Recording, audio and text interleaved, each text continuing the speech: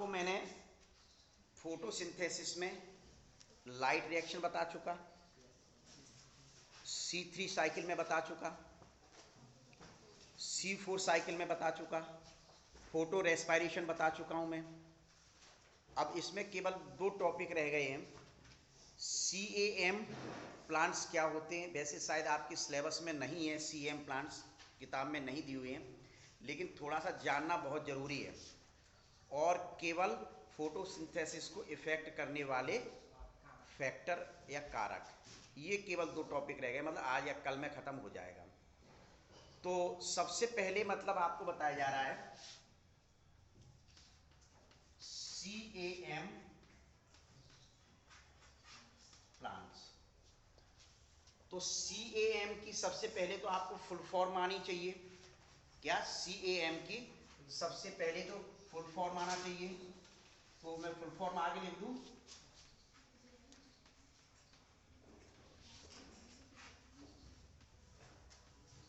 क्रैसुलेशन acid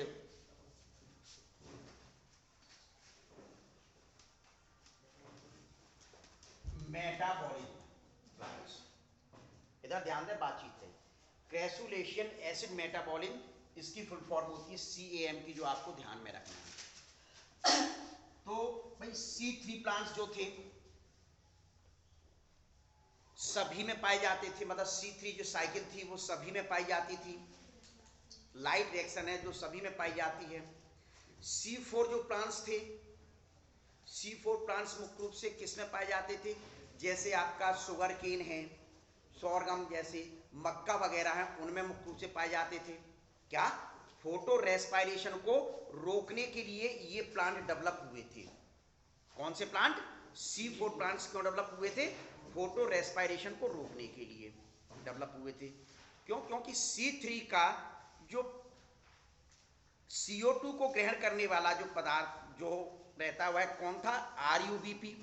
कौन था? RUBP रहता है जो ग्रहण करता है। प्राइमरी CO2 एक्सेप्टर के नाम से जाना जाता है।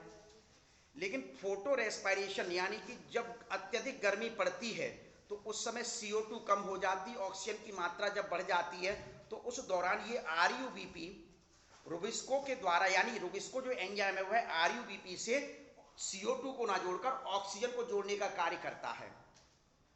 तो जिसके फलस्वरूप CO2 निकलती है, ATP खर्च हो रही है, तो यानी ये पौधों का नुकसान हो रहा है। तो उन पौधों के नुकसान को रोकने के लिए भगवान ने C4 प्लांट्स को इवॉल्व किया, विकसित किया। क्या? कौन से पौधे? C4 प्लांट्स को विकसित किया। तो C4 जो पौधे होते हैं वह मेजोफिल सेल्स और बंडल सीड सेल्स में मुख्य रूप से चलते हैं। इनको क्रेंज एनाटॉमी कहते थे। क्रेंज एनाटॉमी मतलब कि वास्कुलर बंडल यानी फ्लोएम जाइलम के चारों विशिष्ट प्रकार की सेल्स इकट्ठी हो जाती थी और उसकी भित्ति चौड़ी हो जाती थी, जिस मतलब मोटी हो जाती थी, जिसके कारण उसमें CO2 और ऑक्सीजन प्रवेश नहीं कर पाती थी। उसको कहते हैं क्रेंज एनाटॉमी कहा गया था इनको। तो किस में पाई जाती है? मेज में, सोरगम, गन्ना वगैरह ये जो होते हैं उनमें मुख्य रूप से पाई जाती है। फिर CAM पौधे क्या होते हैं? क्रैसुलेशन एसिड मेटाबॉलिज्म, ये विशिष्ट प्रकार के पौधे होते हैं। सबसे पहले तो ये ध्यान में रखना है कि ये ड्राई एरिया, ड्राई एरिया का मतलब जानते हैं? ड्राई का मतलब सब लोग जानते होंगे, किसी को बताने की जरूरत नहीं है कि यदि नहीं ये जानते ड्राई का मतलब तो फिर आप पढ़ाई बंद कर लें। ड्राई का मतलब होता है सूखा। सूखे जो एरिया होते हैं उनमें, सूखे एरिया से मतलब क्या है? Desert area. डेजर्ट एरिया का मतलब जहां पानी की कमी होती है, जहां पानी की कमी होती है उसको कहते हैं। अर्थात दूसरी भाषा मतलब ये कि इनमें वाटर डेफिशिएंसी पाई जाती है।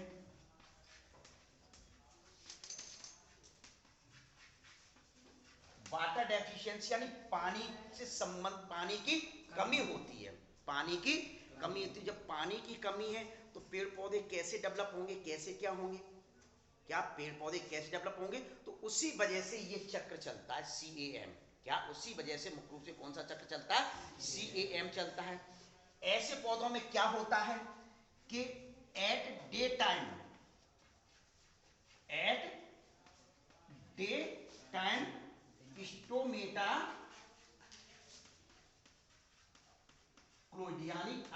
लीजिए, दिन के समय इनमें स्टोमेटा बंद रहते हैं। वैसे आपको क्या बताया था मैंने कि दिन के समय स्टोमेटा खुलते हैं, जिसके कारण CO2 अंदर प्रवेश करती है। जब CO2 अंदर प्रवेश करेगी तो फोटोसिंथेसिस की प्रक्रिया होगी।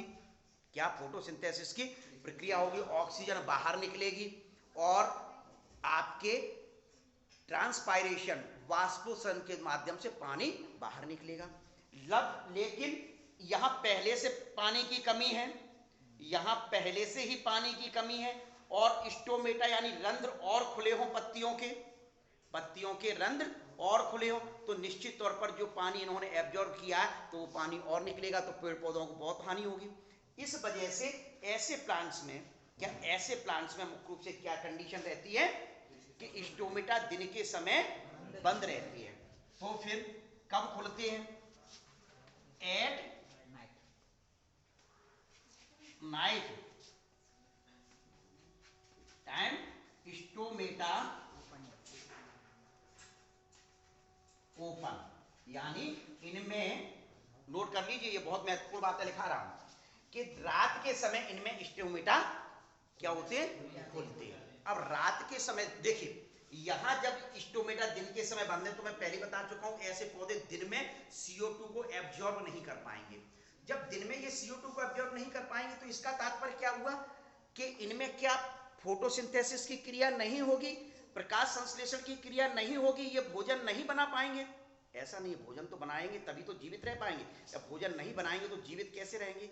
तो उसके लिए भगवान ने इनमें इस प्रकार की प्रक्रिया को डाला कि ये दिन के समय स्टोमेटा बंद रखें, रात के समय खोलें और CO2 को रात को समय एब्जॉर्ब करें और दिन के समय ये भोजन बनाएं, जिसको एक साइकिल के माध्यम से अभी मैं बताऊंगा। क्या पहली चीज तो आपको ये पॉइंट बिल्कुल क्लियर होना चाहिए कि इनमें मुख्य रूप से होता क्या क्या है समय समय पर।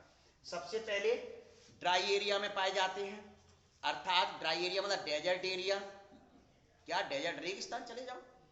वाटर डेफिशिएंसी, पानी की कमी होती है, पानी की कमी की वजह से मुख्य रूप से इनके स्टोमेटा दिन में बंद रहते हैं। तो स्टोमेटा बंद हैं तो निश्चित है कि CO2 अंदर नहीं आ पाएगी। ऑक्सीजन तो छोड़ो, बाहर नहीं आ रही है, नहीं आ रही, दूसरे पौधों से ले लेंगे, वातावरण शुद्ध कर लेंगे, लेकिन मुख्य रूप से CO2 जब अंदर नहीं जाएगी तो भोजन का निर्माण ये नहीं कर पाएंगे। लेकिन भोजन का निर्माण नहीं करेंगे तो ये पेड़ पौधे जीवित नहीं रहेंगे। क्या? तो इस वजह से भगवान ने क्या मुख्य रूप से इनमें इस प्रकार की प्रक्रिया की कि ये रात के समय स्टोमेटा खुले रहेंगे और उस दौरान ये CO2 को एब्जॉर्ब करेंगे, अवशोषित करेंगे। क्या करेंगे? अवशोषित करेंगे और मुख्य रूप से CM साइकिल को सुचारू रूप से ये चलाएंगे। पहली चीज तो ये। अब ऐसे कौन से पौधे होते हैं? एग्जाम्पल,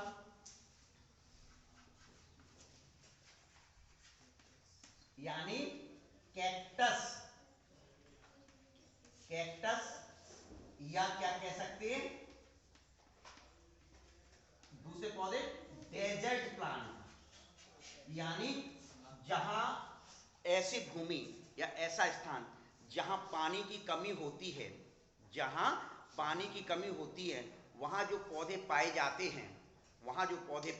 हैं, उन पौधों में मुख्य रूप से ये क्रिया पाई जाती है। तो ये देख दिया, कैक्टस के पौधे देखे होंगे आपने, उसको रेत में यहाँ अपन फेंक दो तब भी उग जाता है बेचारा। उनमें मॉडिफिकेशन विशेष प्रकार की हो जाती है, पत्तियां मोटी हो जाती हैं, देखिए पत्तियां कांटों में रूपांतरित हो जाती हैं, पत्तियां फोल्डेड हो जाती हैं, जिसके कारण मुख्य रूप से क्या ट्रांसपायरेशन की प्रोसेस ना हो सके। देखा है कि नहीं देखा है? तो स्वाभाविक है कि वही प्लांट्स हैं जिनको डेजर्ट प्लांट्स कहा जाता है। कैक्टस वगैरह आपने सभी ने देखे, उनको ओपेंशिया के नाम से जाना जाता है। तो सबसे पहले तो ये बात नोट कर लीजिए आप। इसमें किसी को प्रॉब्लम है तो पूछ सकता है,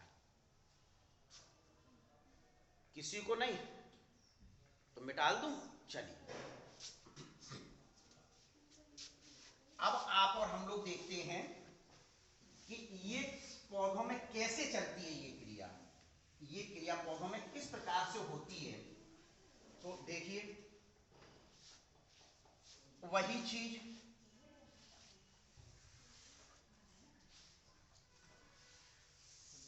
ये क्या बनाया मैंने, बार बार वही बनाते हैं। पत्ती में क्या बनाया जाएगा, मेसोफिल सेल, और मेसोफिल सेल के अंदर क्या बनाया जाएगा? क्लोरोप्लास्ट। अब इतना तो तुम समझ चुके हो कि क्लोरोप्लास्ट में फिर थाइलोकॉइड बनेंगे, ग्रैनम बनेंगे, ये सारी चीजें मतलब आप समझ चुके हैं। अब अपन क्या कर रहे हैं कि आपने देखा होगा सामान्य तौर पर स्टोमेटा दिन में ओपन रहते हैं, सामान्य तौर पर स्टोमेटा दिन में ओपन रहते हैं, जिसके कारण CO2 अंदर प्रवेश कर जाती है, ऑक्सीजन बाहर निकल जाती है और पानी ये होती है।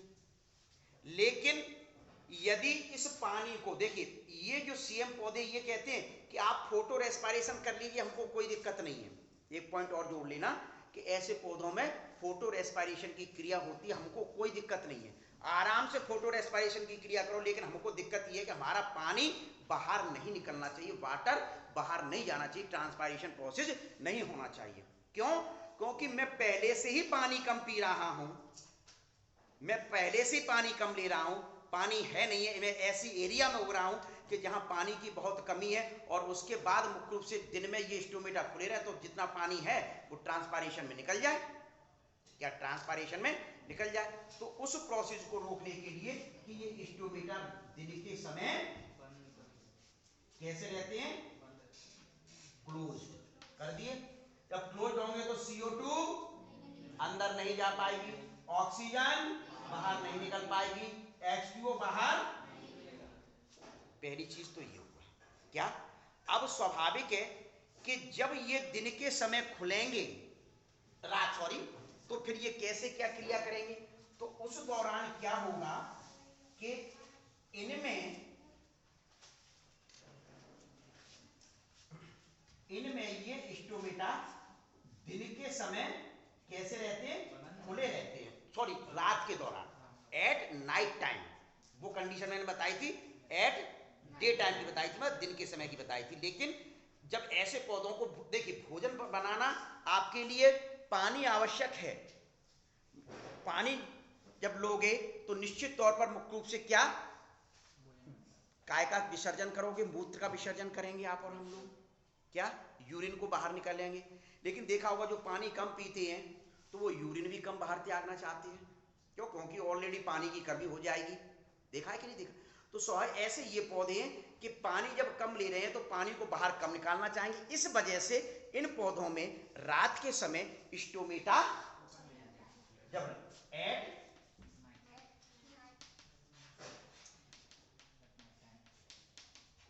नाइट टाइम की ये कंडीशन है। स्टोमेटा कैसे हैं? स्टोमेटा को हिंदी में ओपन है। अब स्टोमेटा जब ओपन है तो एटमॉस्फेयर में तो ये तो है नहीं कि दिन के समय CO2 पाई जाती है। फिर कुछ पौधे, कुछ ने ये कहा नहीं तुम जरूरी क्या रात के समय खोलो, दिन के समय भोजन बनाओ ना भाई। तुम CO2 कर तो रहे हो, रेस्पिरेशन की प्रोसेस में CO2 बाहर निकल रही है कि नहीं? लेकिन ये पौधे कहते भैया इतनी CO2 नहीं निकल रही है कि हम भोजन बना सकें। क्या इतनी, पहले भी मैं कई बार बता चुका हूं कि इतनी CO2 रेस्पिरेशन में नहीं बन पा रही है कि जिसके कारण भोजन बन जाए, हमको बाहर से CO2 लेना आवश्यक है। तो इस वजह से ये रात के समय स्टोमेटा खुलते हैं तो CO2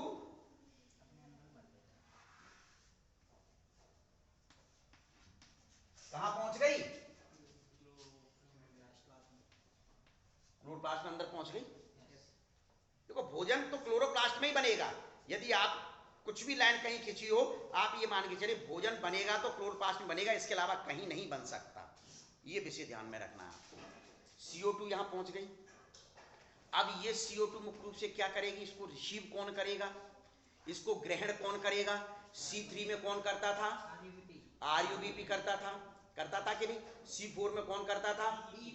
PP करता था। PP करता था तो ये पौधा थोड़ा अलग हटकर है तो वही क्रिया करेगा। तो ये मुख्य रूप से किससे क्रिया करेगा? देखिए इसको रिसीव कौन करेगा? PP रिसीव करेगा। वही एंजाइम PP केज एंजाइम चलेगा, ठीक है। अब इसने मुख्य रूप से क्या बनाया? क्या बनाया? OA, यही बताया था, OAA बनाया, यानी ये 4 कार्बन वाला क्या जो पीछे वाली क्रिया है, कल मैंने बताया था CH4 में। फिर इससे क्या बना, मैलिक एसिड, इसको अपने मैलिड कल बोला था, मैलिड भी बोल सकते हैं या मैलिक एसिड बोल दे, जो आपको ध्यान में आ जाए वो बोल सकते हैं। क्या, अब ये मैलिक एसिड जो है, इनमें क्या पाए जाते हैं, वैक्यूल पाए जाते हैं। ये क्या है, वैक्यूल यानी रिक्तिका। पेड़ पौधों में पाई जाती है कि नहीं पाई जाती है? पेड़ पौधों की कोशिकाओं में रिक्तिका बड़ी बड़ी होती है कि नहीं होती, जिसके कारण केंद्र बगल में बेचारा खिसक जाता है, परिधि वाले भाग पर आ जाता है। क्या, जबकि जंतु कोशिकाओं में वैक्यूल रिक्तिकाएं नहीं पाई जाती थी, पाई भी जाती हैं तो छोटी छोटी। ठीक है, ये मैलिक एसिड यहां आकर इसके अंदर क्या हो गया, स्टोर हो गया। ठीक है, तो ये क्रिया कब हुई, क्रिया कब हो रही है, कब हो रही है, तो भोजन कब बनता है, ये तो आपको पहले ही मैं कह चुका हूं कि भोजन लाइट की उपस्थिति में बनेगा। भोजन बनेगा तो लाइट की उपस्थिति बनेगा, रात में भोजन नहीं बन सकता, ये वैसे ध्यान रखना। नहीं आपने कहोगे सर आपने तो कहा था कि रात में CO2 लेते तो भोजन यही बनाते होंगे। भाई ये तो क्या कर रहे हैं कि CO2 को ले रहे हैं, क्यों, भोजन बनाने के लिए CO2 की अति आवश्यकता होती है। तो CO2 इन्होंने रात के समय ली, और रात के समय लेके OA मतलब PP ने ग्रहण किया, PP से क्या बन गया, OA बन गया। OA किसमें कन्वर्ट हुआ, मैलिक एसिड या मैलिड में। और उसके बाद ये मैलिक एसिड भैया अब क्या करे, कहाँ जाए, कहाँ विचरण करे, तो ये जाकर बोला कि भैया मुझे आराम करने के लिए घर चाहिए, और वो घर कौन मिल गया, रिक्तिका या वैक्यूल मिल गए, और वहां जाकर ये संग्रहित हो गए, स्टोर हो गए। ठीक है, अब जैसे दिन का समय चलता है, अब जैसे दिन आता है, तो ये जो इसके अंदर मैलिक एसिड है, ये मैलिक एसिड कहां आ जाता है, बाहर आ जाता है। ये मैलिक एसिड कहां आ गया, बाहर आता है। अब ध्यान करिए C4 पे, आइए देखो क्रिया वही चल रही है, केवल यहां क्या किया, वैक्यूल को बीच में ले आए, वैक्यूल को बीच में ले आए, तो मैलिक एसिड बाहर आया। जब मैलिक एसिड बाहर आता है, मैलिक एसिड बाहर आता है, तो उस दौरान क्या होता है, आपको ध्यान होगा, यहां मैं नहीं बना पा रहा हूं, ये मैलिक एसिड, ये मैलिक एसिड CO2 रिलीज करता है और पायरुविक एसिड करता है। ध्यान है, पायरुवेट बोल सकते हैं या पायरुविक एसिड बोला था। तो मैं यहां थोड़ा सा छोटा सा लिखे देता हूं कि लिखना यहां जरूरी है। पायरुविक एसिड PA कर दिया, और CO2 कर दिया। क्लियर, ये पायरुविक एसिड फिर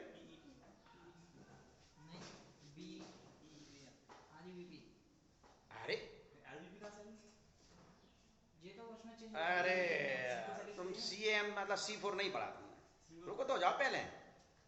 क्या, ये PA कहां जा गया, PP से, और PP फिर CO2 को रिसीव करके रात के दौरान, देखिए यहां तक ये जो क्रिया चली, वो क्रिया कब चल रही है, एट डे।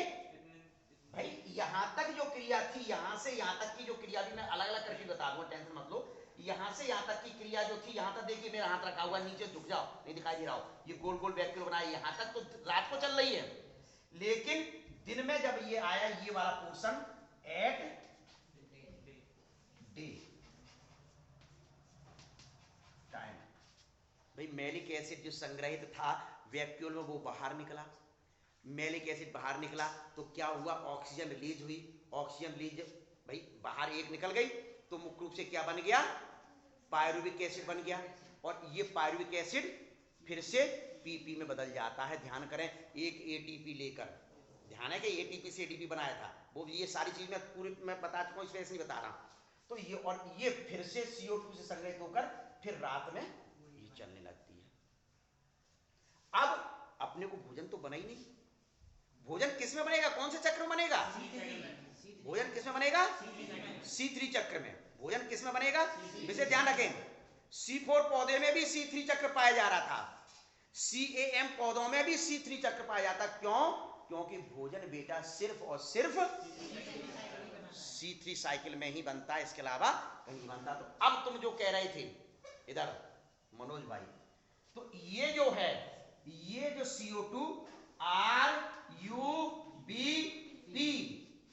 ग्रहण कर लेता है। अब मैं बना नहीं पा रहा हूं यहां मैं मतलब केवल ये गोल करके C3 लिख दिया मैंने। RUBP ने इस CO2 को ग्रहण कर लिया, इसी वजह से तो RUBP को कह रहे थे प्राइमरी CO2 एक्सेप्टर। RUBP से क्या बनाया था, ध्यान करें, 3PGA, 3 फास्फोग्लिसरिक एसिड या 3 फास्फोग्लिसरेट भी कह सकते हैं, 3 फास्फोग्लिसरेट। फिर वहां से क्या बना था, NADPH लेकर और ATP लेकर, NADPH और ATP लेकर, ऊर्जा तो चाहिए भाई। NADP ये कहेगा कि मेरा, मुझे तो बना लिया तुमने, काम क्या किया मेरा, तो वो उन्होंने लिया, तो क्या बनाया, 3 फॉस्फेट ग्लिसरल्डिहाइड बनाया था, 3 फॉस्फेट ग्लिसरल्डिहाइड। फिर ATP से ऊर्जा लेकर फिर क्या बना रहा था, RUBP बना रहा था। तो उस प्रकार से वो C3 चक्र चलता रहता। तो और ग्लिसरल्डिहाइड से नीचे क्या बना रहा था मैं, शुगर, शर्करा बनाई थी। तो इस प्रकार से ये C3 चक्र लगातार चलता रहता और CM पौधों का काम चलता रहता है कि दिन के समय उनका मतलब पानी भी सुरक्षित हो गया और भोजन भी बना लिया। क्यों, क्योंकि ऐसे पौधे रात के समय CO2 को लेकर मैलिक एसिड बनाकर और वो संग्रहित कर लेते, दिन के समय वह मैलिक एसिड का उपयोग करते हैं। पहली चीज तो ये, इसमें किसी को प्रॉब्लम है तो पूछ सकता है।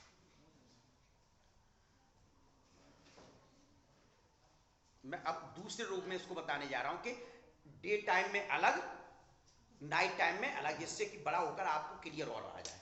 ठीक है, लेकिन भाषा तो समझ में आ गई होगी।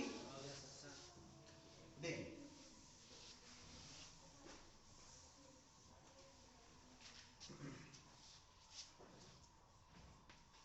एट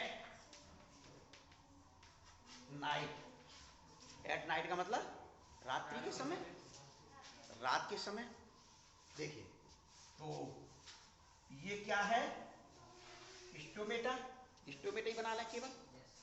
तो रात के समय क्या हुआ, ये स्टोमेटा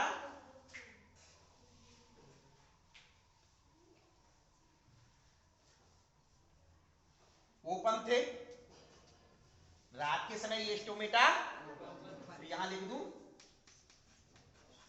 स्टोमेटा ओपन। तो CO2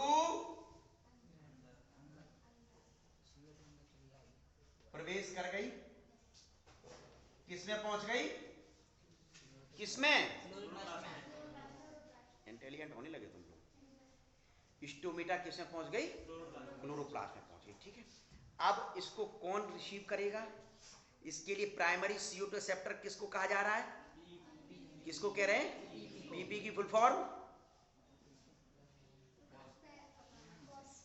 PEP, phosphoenol pyruvate, phosphoenol pyruvate. तो मैं लिख दूं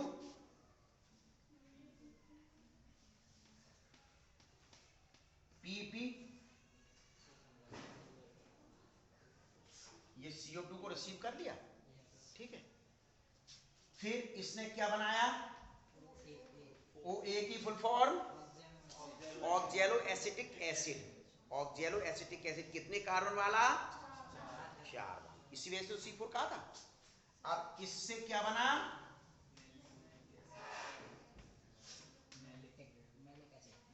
मैलिक एसिड, ये भी कितने कार्बन वाला, 4। पढ़ने लगे तुम लोग। ये क्या है, वैक्यूल या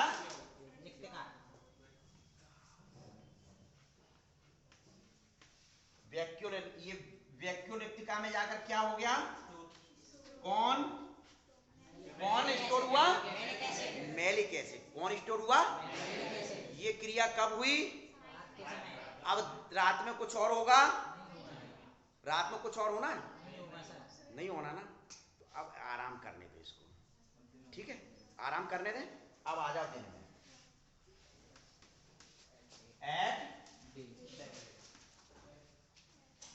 एट डे टाइम। ठीक, तो देखिए ये स्टोमेटा, अब मैं सिर्फ ये वैक्यूल बनाऊंगा,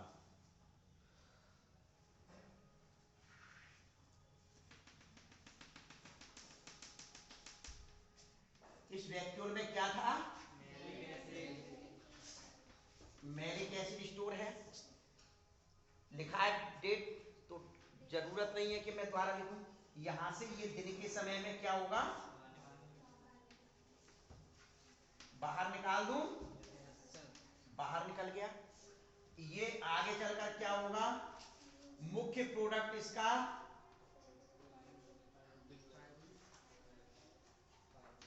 पायरुविक एसिड और साथ में क्या बना, CO2। ये पायरुविक एसिड कोई मतलब नहीं, ये तो यहां से आ गया। अब ये जो CO2 है, ये CO2 C3 साइकिल के RuBP से रुबिस्को एंजाइम के माध्यम से जुड़ जाता है और पुनः C3 साइकिल को चलाता है, जिसके फलस्वरूप आप और हम लोगों को, मतलब आप और लोग मतलब पेड़ पौधों को, कौन से पेड़ पौधों को, CAM प्लांट्स, क्रैसुलेशियन एसिड मेटाबॉलिन वाले जो प्लांट होते हैं, उन प्लांट्स को मुख्य रूप से ये ग्लूकोज मिल जाता है। क्लियर? पेड़ पौधों को क्या बनाना था, बन गया ग्लूकोज। इसी पूरे चक्र को, इसी पूरे साइकिल को क्या कहा जाता है, केम साइकिल, केम साइकिल के नाम से जाना जाता है। किसके नाम से जाना जाता है, केम साइकिल के नाम से जाना जाता है। बस ध्यान आपको ये रखना है कि ये जो प्रोसेस है, इस प्रोसेस को नाइट टाइम चलाना है। मैलिक एसिड को वैक्यूल में स्टोर कर दो, स्टोर हो जाएगा और उसके बाद मुख्य रूप से दिन के समय मैलिक एसिड को बाहर निकाल लो और बाहर निकाल के CM साइकिल जो चलाई होगी वही की वही चला दो, केम साइकिल। किन में पाई जाती है ये साइकिल, कैक्टस मतलब डेजर्ट प्लांट, जहां पानी की कमी होती है वहां जो पौधे पाए जाते हैं उनमें मुख्य रूप से ये पाई जाती है। ये क्रिया क्यों पाई जाती है, क्योंकि वहां जमीन में पानी की कमी है, पानी को रोकने से बचाने के लिए, यानी वाटर डेफिशिएंसी ना हो पेड़ पौधों में, उस वजह से मुख्य रूप से ये क्रिया पाई जाती है। वाटर डेफिशिएंसी को रोकने के लिए मुख्य रूप से ये क्रिया पाई जाती है। क्लियर?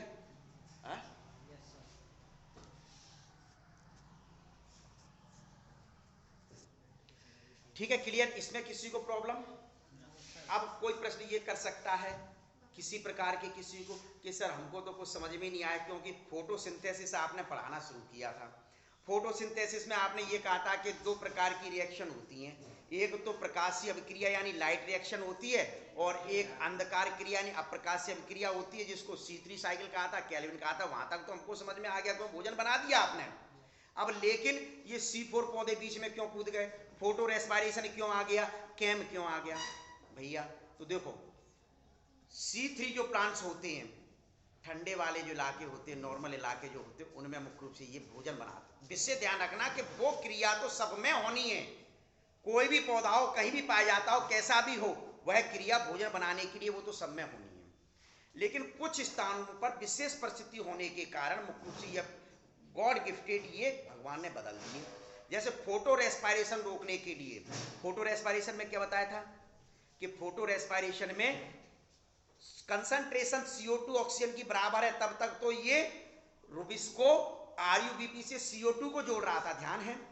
लेकिन जैसे कंसंट्रेशन ऑक्सीजन की अधिक होती है, CO2 की कम होती है, तो रुबिस्को क्या करता है, रुबिस्को क्या करता है, ऑक्सीजन को RuBP से जोड़ना शुरुआत कर देता है। RuBP से जैसे जोड़ता था तो मुख्य रूप से क्या बनता था, एक मॉलिक्यूल PGA का बनता था और एक फास्फोग्लाइकोलेट यानी कोलगेट, जैसा मैंने कहा था, कोलगेट से याद करें, फास्फोग्लाइकोलेट। किसमें क्रिया चल रही थी, CM पौधे किसमें चलती है ये क्रिया, 3 अंग थे, बताए थे मैंने, क्या 3 अंग बताए थे। तो मतलब वहां फोटोरेस्पायरेशन, ये सीधे ग्लाइकोलेट कहां पहुंचा, परऑक्सीसोम में कोई प्रोडक्ट बना, परऑक्सीसोम से कहां पहुंचा, माइटोकॉन्ड्रिया, माइटोकॉन्ड्रिया में कोई प्रोडक्ट बनता है जिसके द्वारा CO2 रिलीज होती है। एक तो CO2 की पहले से ही कमी है कि भोजन नहीं बना पा रहे हो तुम। फोटो रेस्पायरेशन पौधे बहुत हीट वाला एरिया, जो मतलब जो गर्मी पड़ती है जून जुलाई की, उस एरिया की मैं बात, मतलब उस समय की बात मैं कर रहा हूं। तो CO2 बाहर निकाल रहा है। अब वहां से ये प्रोडक्ट मुख्य रूप से माइटोकॉन्ड्रिया से परऑक्सीसोम से होते हुए पुनः किस में आ जाता है, क्लोरोप्लास्ट में आ जाता है और एक ATP का उपयोग कर लेता है। कितना बड़ा नुकसान है। तो इसके लिए क्या बनाया, किसका विकास हुआ, ऐसे पौधों का विकास हुआ जो मुख्य रूप से फोटो रेस्पिरेशन को ना होने दें, मतलब ऑक्सीजन को अंदर प्रवेश ना कर देने दें और CO2 को बाहर।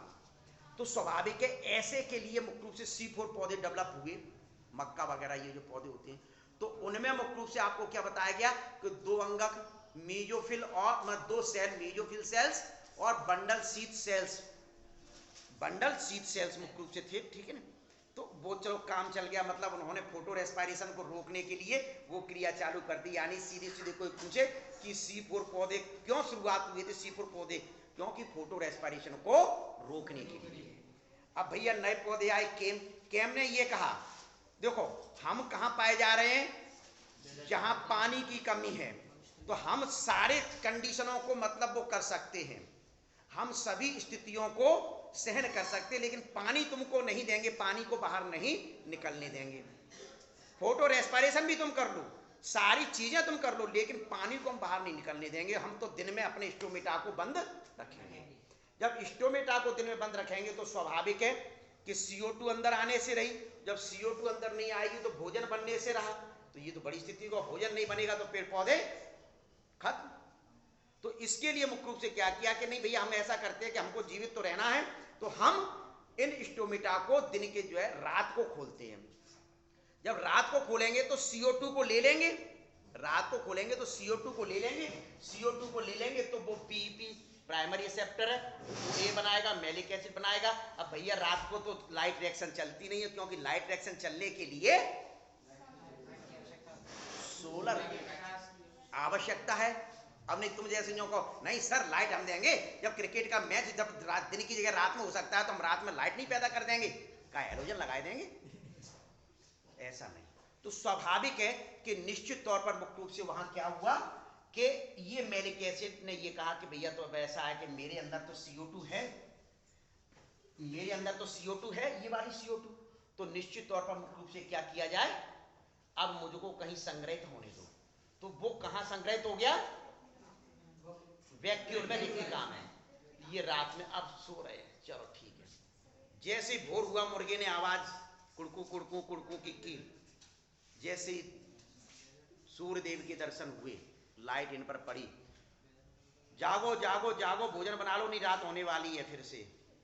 तो भैया ये आ गए यहां से, ये मैलिक एसिड बाहर आ गया। मैलिक एसिड जैसे ही बाहर आया तो ये ऑक्सीजन CO2 रिलीज किया, पायरुवेट बना दिया, पायरुवेट PEP वो चक्र पुनः रात के दौरान चलने लगा।